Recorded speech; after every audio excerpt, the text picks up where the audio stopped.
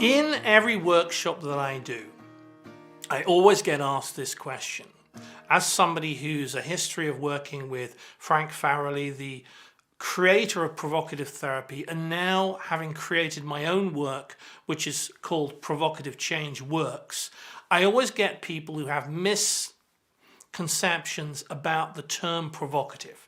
So let's just clear this up. Provocative does not mean aggressive. Let's say that again. Provocative does not mean aggressive.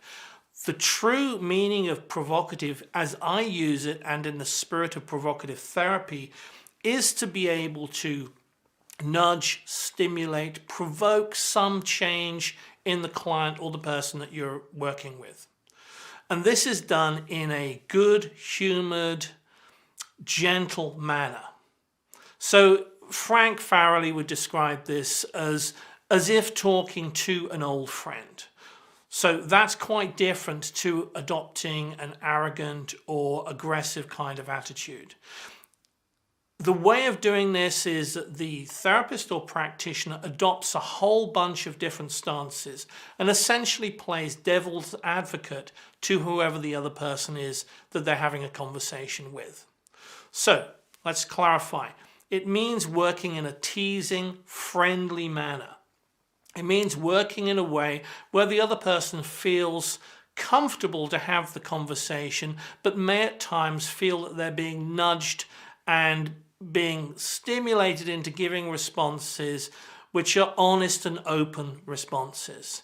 To check that you're with a therapist or practitioner who really has an understanding of this, look at their history of who they've trained with. So if it's provocative therapy, my recommendation is always make sure that they have had first-hand training with Frank Farrelly.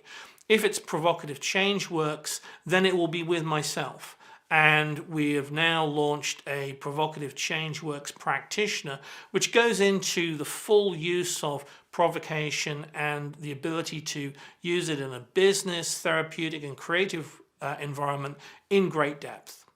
So provocation means stimulating change in the client. It does not mean being aggressive. It does not mean being outrageous. It does not mean any kind of highfalutin sledgehammer type approach. It's working gently in a friendly way, but to produce exquisite changes for the other person.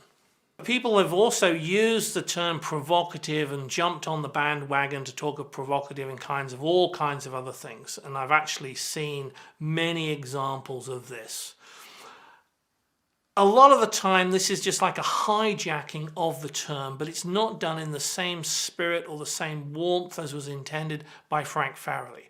Now, Frank doesn't have a monopoly on the use of the word provocative, but it's important to recognize that if you're reading a book of somebody who claims to have provocative skills, or if you're watching a video of someone who is claiming to have provocative skills, really look to see, is this done with a lightness and an elegance and with a good sense of warmth, or is it done in another way?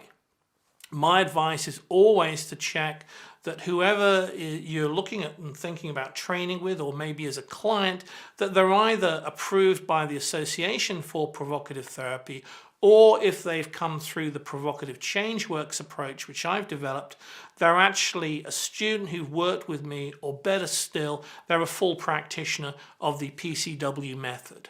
And this is the ethical and honest and duty of care use of the term with working with clients and working with other people.